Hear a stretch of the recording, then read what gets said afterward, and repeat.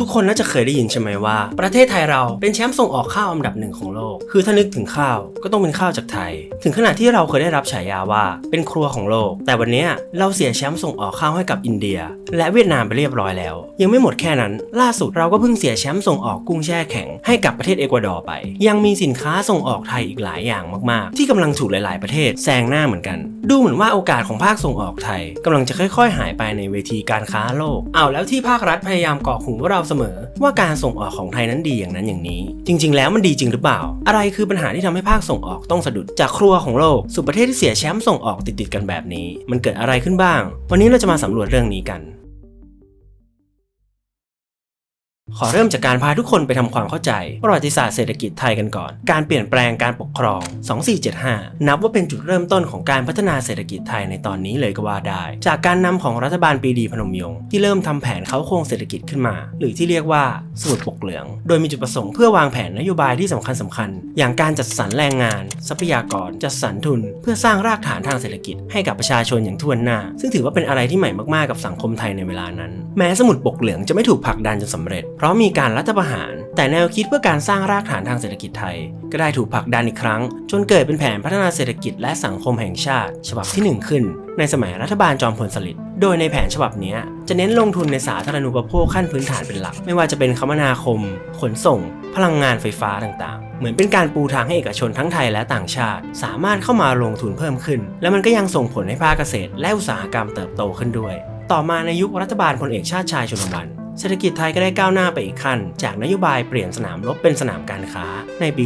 2531 ที่เป็นผลงานชิ้นโบแดงของทีมบ้านพิษณุโลกที่นายกชาติชายตั้งขึ้นมาเองโดยแยกจากระบบราชการเดิมที่มีอยู่นโยบายนี้ไม่เพียงแต่จะเป็นการเชื่อมความสัมพันธ์ทางเศรษฐกิจกับประเทศเพื่อนบ้านอย่างลาวเวียดนามกัมพูชาเท่านั้นนัยยะสำคัญของเรื่องนี้จริงๆแล้วก็เพื่อต้องการคืนดีกับประเทศที่เคยเป็นคอมมิวนิสต์ในเวลานั้นแล้วมันก็ทำให้การส่งออกของไทยโตขึ้นเรื่อยๆขณะที่ว่าประเทศต่างๆจับตามองว่าไทยจะเป็นตัวตึงหรือเสือตัวที่5ของเอเชียได้แน่นอนเรียกได้ว่าเนื้อหอมขึ้นเรื่อยๆทุกอย่างดูเหมือนกำลังจะไปได้ดีแต่ก็ถูกดับฝันด้วยรัฐประหารโดยคณะรักษาความสงบเรียบร้อยแห่งชาติหรือรสช.ในปี 2534การควบคุมอำนาจการปกครองประเทศความวุ่นวายทางการเมืองยืดเยื้อยาวนานไปจนถึงหลังพฤษภาธมิฬประเทศไทยก็ได้โอกาสกลับมาเป็นประชาธิปไตยอีกครั้งทำให้เศรษฐกิจค่อยๆฟื้นตัวขึ้นในปี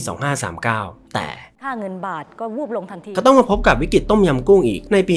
2540 ส่งผลให้ทุกอย่างที่กำลังจะไปได้ดีต้องสะดุดอีกครั้งหนึ่งเศรษฐกิจติดลบคนว่างงานและความขัดแย้งทางการเมืองก็มีส่วนสำคัญที่ทำให้นโยบายทางเศรษฐกิจที่วางไว้ไม่สามารถไปต่อได้บวกกับเทคโนโลยีและความก้าวหน้าต่างๆที่กำลังเข้ามาแต่เราก็ไม่สามารถตามทันได้พูดง่ายๆคือเราไม่สามารถปรับโครงสร้างทางเศรษฐกิจจากที่เน้นภาคเกษตรมาเป็นเศรษฐกิจในรูปแบบใหม่ๆได้ทันเวลามันจึงทำให้ไทยตกขบวนรถไฟความเจริญเพราะแรงงานส่วนใหญ่ยังคงเป็นแรงงานภาคการเกษตรขณะที่ประเทศที่พัฒนาแล้วเกือบทุกประเทศเปลี่ยนสัดส่วนแรงงานจากภาคเกษตรมาเป็นแรงงานด้านอุตสาหกรรมและการบริการกันหมดแล้วสินค้าเกษตรที่เราส่งออกก็ใช่ว่าจะเป็นดาวเด่นเสมอไปการเปลี่ยนแปลงด้านภูมิอากาศของโลกก็เป็นอีกหนึ่งเรื่องที่ทำให้พื้นที่การเกษตรลดน้อยลงผลผลิตไม่แน่นอนไหนจะภาคการประมงที่ได้รับผลกระทบทำให้จับสัตว์น้ำได้น้อยลงผลไม้ที่เป็นที่เรื่องชื่อก็ได้รับการปรับปรุงสายพันธุ์จนประเทศเพื่อนบ้านเองก็ปลูกได้แทบไม่ต่างกันไหนจะต้องเผชิญความท้าทายจากกลุ่มทุนใหญ่ต่างชาติอย่างทุเรียนไทยเนี่ยบริษัทส่งออกทุเรียนสูงสุด20อันดับแรกแทบจะไม่มีบริษัทที่เป็นเจ้าของคนไทยอยู่ในนั้นเลยกลายเป็นทุนต่างชาติที่เข้ามาตั้งโรงรับซื้อจากส่วนคนไทยแล้วก็ส่งออกเองเงินก็กลับเข้าสู่ประเทศผู้ซื้อเช่นเดียวกับยางพาราผู้ส่งออกยางพารารายใหญ่ของประเทศเราก็ไม่ใช่บริษัทในไทยเราส่งออกยางพารากันตั้งแต่รัชกาลที่7จนตอนนี้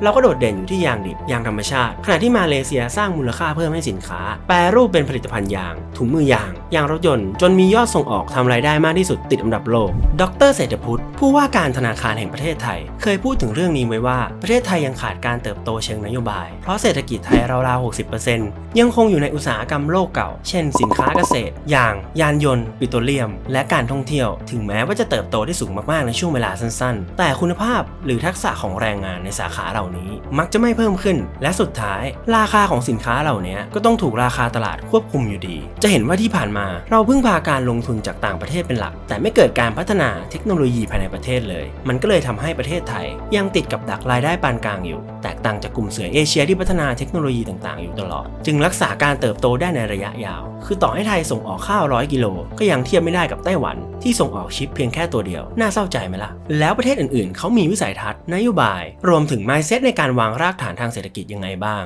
ถ้างั้นเราลองมาดูประเทศสิงคโปร์เพื่อนบ้านของเรากันสิงคโปร์เป็นประเทศเกาะที่ไม่มีทรัพยากรธรรมชาติเลยแต่กลับทำรายได้จากการค้าขายระหว่างประเทศได้เยอะมากๆบวกกับการเป็นจุดยุทธศาสตร์และเมืองท่าที่สำคัญในปี 1960 คนสิงคโปร์มีรายได้เฉลี่ยเพียง$428ต่อปีเทียบกันกับประเทศอังกฤษในเวลานั้นที่มีรายได้ต่อหัวอยู่ประมาณ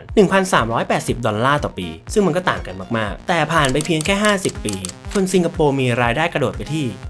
$52,960อย่างรวดเร็วแซงหน้าคนอังกฤษที่มีรายได้$39,000ต่อปีไปแบบสวยๆอย่างที่บอกไปสิงคโปร์เป็นประเทศที่มีพื้นที่การเกษตรน้อยและเขาก็มองเห็นจุดอ่อนตรงนี้รัฐบาลจึงเลือกไปลงทุนที่คนในประเทศแทนเพราะเขาเชื่อว่าคนในชาตินี่แหละจะเป็นกำลังสำคัญในการพัฒนาประเทศส่วนในด้านเศรษฐกิจสิงคโปร์ก็มีการเปิดเสรีให้ต่างชาติเข้ามาลงทุนแต่ในขณะเดียวกันก็มีการควบคุมด้วยคือไม่ได้เปิดรับนักลงทุนแบบไม่มีแผนล่วงหน้ารวมถึงเป้าหมายการพัฒนาและส่งเสริมภาคอุตสาหกรรมต่างๆซึ่งหนึ่งในนั้นก็คือธุรกิจการขนส่งทางเรือซึ่งมีรายได้คิดเป็น 7% ของ GDP ในประเทศและมันก็สร้างงานให้คนในประเทศเขาได้มากกว่า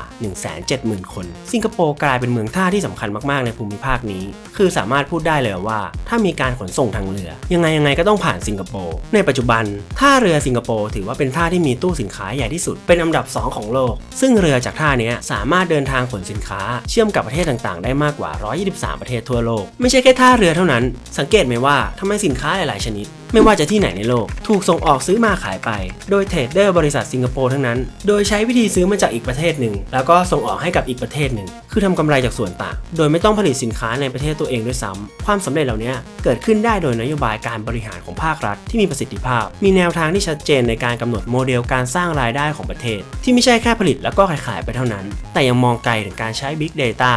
ที่สามารถเข้าถึงข้อมูลทางการค้าเชิงลึกและเข้ามาเสริมสร้างความแข็งแกร่งของธุรกิจอีกด้วยจะเห็นว่าการเป็นประเทศที่มีรากฐานทางเศรษฐกิจที่ดีมันเกี่ยวกับการเมืองมากๆโดยเฉพาะประเทศไทยที่ยังต้องพึ่งพาการส่งออกอย่างหลีกเลี่ยงไม่ได้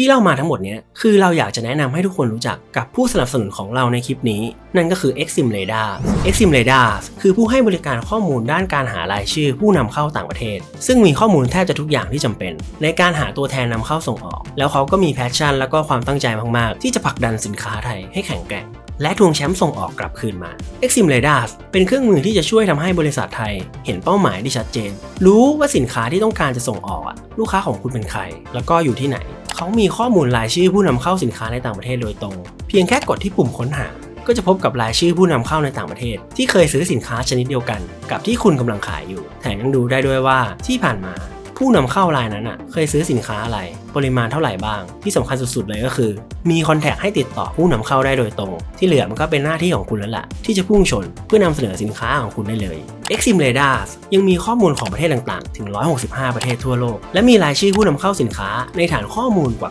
900,000 รายชื่อที่จะเพิ่มขึ้นเรื่อยๆทุกวันแล้วที่สำคัญข้อมูลพวกนี้เป็นข้อมูลที่ถูกต้องตามกฎหมายด้วยนะหลายคนอาจจะสงสัยว่า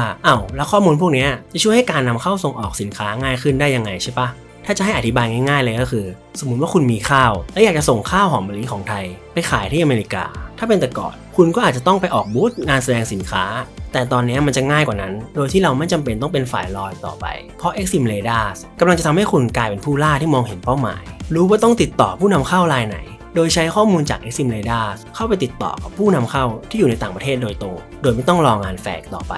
ถ้าสินค้าคุณเจ๋งจริงขอแค่กล้าออกจากคอมฟอร์ตโซนออกจากวิธีหาลูกค้าที่คุ้นเคยแบบเดิมๆก้าวกระโดดสู่โลกการค้าด้วยวิธีใหม่ยังมีโอกาสการค้าในโลกกว้างอีกไม่รู้จบรอคุณอีกมากมายไม่แน่ว่าแบรนด์สินค้าของคุณอาจจะเป็นเสือตัวถัดไปก็ได้